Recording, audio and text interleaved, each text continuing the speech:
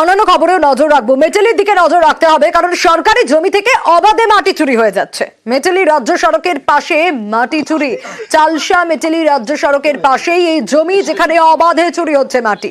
সরকারি জমি থেকে মাটি চুরির অভিযোগ, আর মাটি চুরি নিয়েই শুরু রাজনৈতিক তরজা।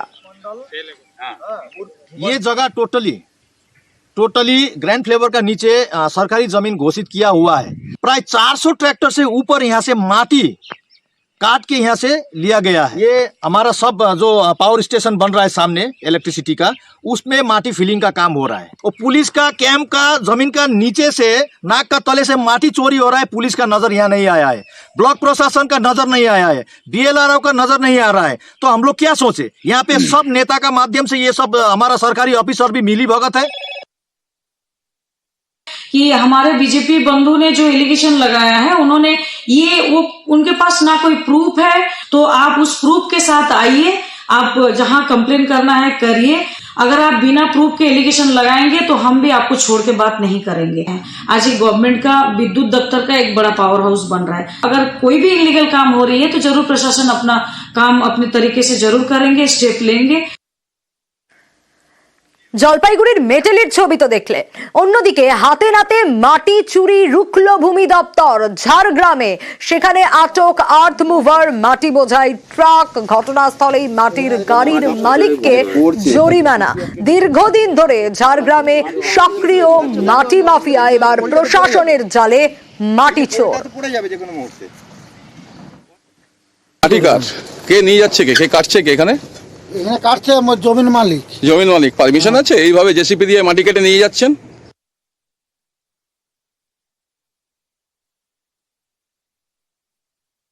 কে বা কারা আমরা তো প্রথম অবস্থায় বুঝতে পারিনি, কিন্তু তারপরে যখন আমরা খবর পাই, দেন এন্ড দেয়ার আমাদের অফিসার্স এবং ডিস্ট্রিক্ট থেকে হায়ার অফিসিয়ালসরা এসেছিলো এবং সেই মতো করে আমরা ফিল্ড ইনভেস্টিগেশন করি এবং মেজারমেন্ট করে দেখা যায় যে মোটামুটি একটা ভলিউমেরই মাটি ওখান থেকে এক্সট্রাক্ট করেছে ইলিগেলি। তার জন্য যা প্রসিডিওর আছে সেই প্রসিডিওর মেনে আমরা তাদের জরিমানার বন্দোবস্ত করি। কতটা জরিমানা করা হয়েছে? আমরা ইনিশিয়ালি 50,000 আমরা করেছি আর কি। এবার একটু ফাঁসি দেওয়ার দিকে নজর রাখবো। আমরা খবর দেখাই আপনাদের সমস্যার সমাধানের জন্য। শুক্রবার খবর দেখিয়েছিলাম যেখানে নদীর চর কেটে বাঁধ ভেঙে শ্মশান ঘাটের জমি দখল করার অভিযোগ ছিল। এক বেসরকারি পেপার মিলের বিরুদ্ধে এই অভিযোগ ছিল, যেখানে স্থানীয়রা দাবি করেছিলেন শ্মশান আগের অবস্থায় ফিরে আসুক। আর শুক্রবারই এই খবর দেখাই আমরা, নিউজ 18 বাংলা। তারপরেই নড়ে চড়ে বসে প্রশাসন। আমাদের খবরের জের 24 ঘন্টার মধ্যে কাজ বন্ধ করলো ভূমি ও ভূমি রাজস্ব দপ্তর। নিউজ 18 বাংলার খবরের জেরেই ফাঁসি দেওয়ার বিধাননগরে অবৈধ নির্মাণের কাজ বন্ধ হলো। ভূমি ও ভূমি রাজস্ব দপ্তরের তরফ থেকেই বন্ধ করা হলো এই কাজ। খুশি স্থানীয়রা।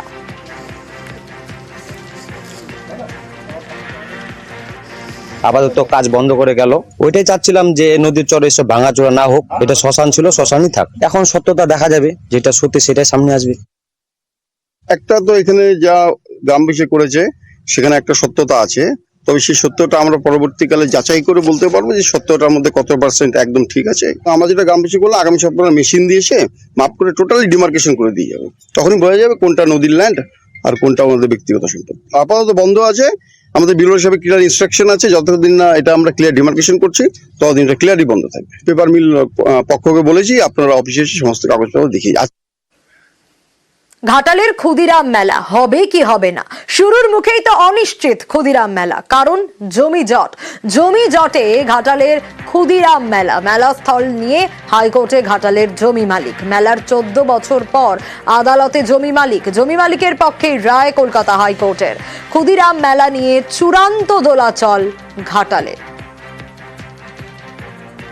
আমাদের জায়গায় জোরপূর্বক ক্ষুদিরাম মেলা করছে, আমরা নিশ্চিত করা সত্ত্বেও আমাদের কোনো কথা শুনেনি।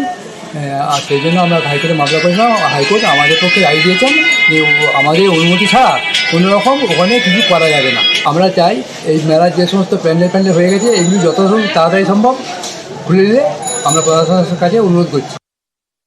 এই মেলাটা আমাদের দীর্ঘ প্রায় 16-17 বছর 20 বছরের মতো মেলাটা হয়ে আসছে। তো সেই জায়গায় দাঁড়িয়ে আজকে হঠাৎ করে ওরা কোর্টে যে মামলা করেছে যে এই জায়গাটা আমাদের বলে, হ্যাঁ, কিন্তু সেই জায়গার উপরে দাঁড়িয়ে আমাদের অলরেডি কোর্টে কেস চলছে। হ্যাঁ, মেলা আমরা করব, তারপরে এবারে মহামান্য আদালত যেটা আমাদেরকে রায় দিবে সেটা আমরা মাথা পেতে নেব। খুবই দুশ্চিন্তায় আছি।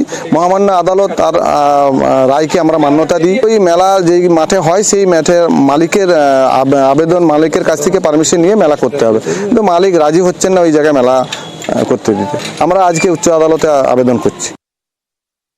অন্যদিকে মেটালিতে নজর রাখবো, কারণ সেখানে পথ অবরোধ চা শ্রমিকদের। বকেয়া মজুরির দাবিতেই অবরোধ। চালসা মালবাজার সড়ক অবরোধ চা শ্রমিকদের। অবরোধে জাতীয় সড়কে দীর্ঘক্ষণ যানজট, চালসা মালবাজার সড়কে দুর্ভোগে যাত্রীরা। काम करते हैं हम लोग, पेमेंट ड्यू पर ड्यू करता हो। आज मटेरियल पेंडिंग है, पेमेंट पेंडिंग है, TDS पेंडिंग है। जब बोलते हैं तो बोलता है आपने ये दुकान बंद है, वो दुकान बंद है, बोलते हैं। ऐसे क्यों होता है? इसलिए हमें जल्द से जल्द पेमेंट क्लियर होना चाहिए। এই ছবি তো দেখলেন, এবার বাঁকুড়ার বিষ্ণুপুরের ছবি দেখাবো, কারণ সেখানেও তো শ্রমিকদের বিক্ষোভ, বকেয়ার দাবিতে বিক্ষোভ। বিষ্ণুপুর দ্বারিকা শিল্পাঞ্চলে বিক্ষোভ। কেন? 3 মাস বেতন পায়নি বলে অভিযোগ, আর তাতেই বিক্ষোভ দেখাচ্ছেন শ্রমিকরা। সিমেন্ট কারখানার শ্রমিকদের বিক্ষোভ। বলছি দাদা, কি সমস্যা হয়েছে? আপনাদের ঢুকতে দিচ্ছে না কারা? বলছি কারা ঢুকতে দেয়নি দাদা? ফ্যাক্টরি নিয়ে কোনো সমস্যা দাদা? কিছু বলবেন? না, আমাদের শ্রমিকরা 3 মাস বেতন পায়নি বলছে। শ্রমিকরা 3 মাস বেতন পায়নি দাদা। আমরা তোদের সাথে ঠেঙা লাঠি নিয়ে মারামারি করবো নি, আর তোরাও ঠেঙা লাঠি নিয়ে মারামারি করবি। এই জায়গাতে আমরা 24 বছর যেমন আমি আসছি, 24 বছর যাচ্ছি, এখন তোরা আমাকে সেটা বলছিস, সেটা আমরা আমার কোম্পানিকে জানাবো। সিস্টেম অনুপাতে কাজ। আমরা দীর্ঘ 24 বছর ধরে কাজ করে আসছি কিষাণ সিমেন্টে। আজ পর্যন্ত আজ কোম্পানি 3 মাসের বেতন এবং বোনাস, পুজোর যে বোনাস, সেটা আমাদের বাকি করে রেখেছে। আমাদের সংসার চলছে না, কিভাবে গরিব মানুষ আমরা কি করে সংসার চালাবো? সেই কারণে আমরা এই গেটে এসে অবস্থান বিক্ষোভে বাধ্য হয়েছি। হাইরি খাতা তুলে নিয়েছে। এবার এখন কি করেছে, কোম্পানির স্টাফ যাওয়া আসা করছে, সব খোলা আছে, আমাদেরকে শুধু বাইরে বার করে দিয়েছে, অ্যাটেন্ডেন্স কার্ডও বন্ধ করে দিয়েছে। আমরা সেখানে এখন ফাঁকে বসে আছি, বাধ্য। এই অবস্থান কি করবো? দোকানদানিতে ধারও দিচ্ছে না, খাওয়া দাওয়া বন্ধ হয়ে গেছে। নজর এবার বর্ধমানের দিকে, কারণ একের পর এক পাম্প হাউসে চুরি হয়ে যাচ্ছে। দুষ্কৃতী দৌরাত্ম্য। 1.5 মাসে PHEর 10টি পাম্প হাউসে দুষ্কৃতী দৌরাত্ম্য। কপার অয়েল চুরি হয়ে যাচ্ছে, আর এই ঘটনায় এবার ধরপাকড় শুরু। পুলিশের জালে খণ্ডঘোষ মেমারির 4 বাসিন্দা। চুরি যাওয়া সরঞ্জামও বাজেয়াপ্ত পুলিশের।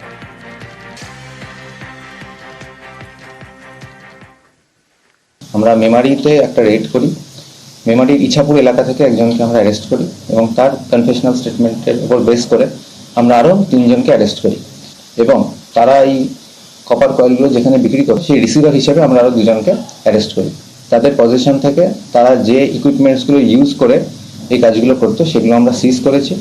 তো আমরা 4 জনকেই 14 দিনের পুলিশ রিমান্ডের জন্য প্রেয়ার করছি আজকে ল্যান্ড কোর্টে, এবং আরও যে কপার কয়েল তারা সেল করেছে সেগুলো আমরা রিকভারি করার চেষ্টা করবো।